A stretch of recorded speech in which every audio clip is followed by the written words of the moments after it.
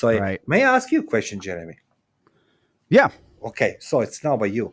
So what is your podcast about? What are you doing? What is this six figure? So it's a bit of an evolving thing. We started this podcast off. Well, the name itself, adjusting to six figures.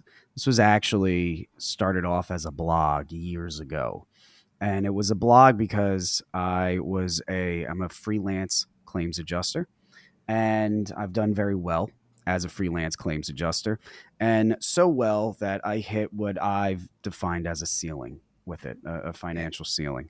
And after you kind of, I hit a year where I killed myself all throughout the year, working 80 to 100 hours a week. And, I've made a ton of money that year. But by the end of the year, I found myself that, I was fat, I was out of shape. I had a very poor outlook on life. I had a bunch of money, but I had no time to even spend that money. Mm. So going into the following year, I had to ask myself a question.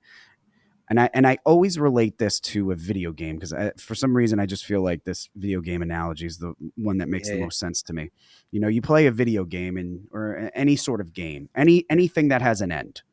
Yes. You've played the game, you've reached the end, you've seen all, you've encountered all the emotion, and now you're at the end, and you won, you beat the game, and now it's the year two. This wasn't year two for me, but Yes. you're in the following year. Now you have a choice. You're going to play the game again and hope for the same outcome. Maybe you gain a few more pounds at the end of the next year. Maybe you have a poorer outlook on life at the end of the next year. It's because it's either that or you're going to make less money. It's one of the two. What would you rather have? So I guess that's called burnout is what a lot of Yes. people define that as. So I decided to start doing something else. So I created a blog and I just blogged about insurance, and that lasted a short time before I realized that was even more miserable than the work itself. And that led to a online school, which I have, Adjust University.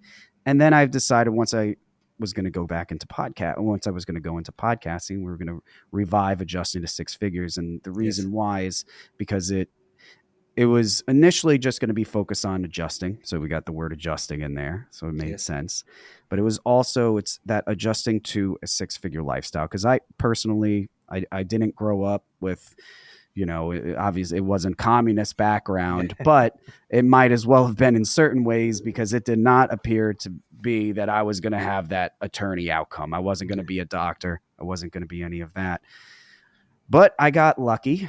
I worked hard and I created a business that broke me into a six-figure, income. And so I adjusted to that new lifestyle of mine. I grew myself from being a type of person who was, womanizing at times, drug abusing, alcohol abusing, and I just didn't have any confidence in myself and any confidence in my future. So it was I had to adjust, I had to change everything, and so I started the podcast as a means to listen to other people that had similar stories, exactly like your story.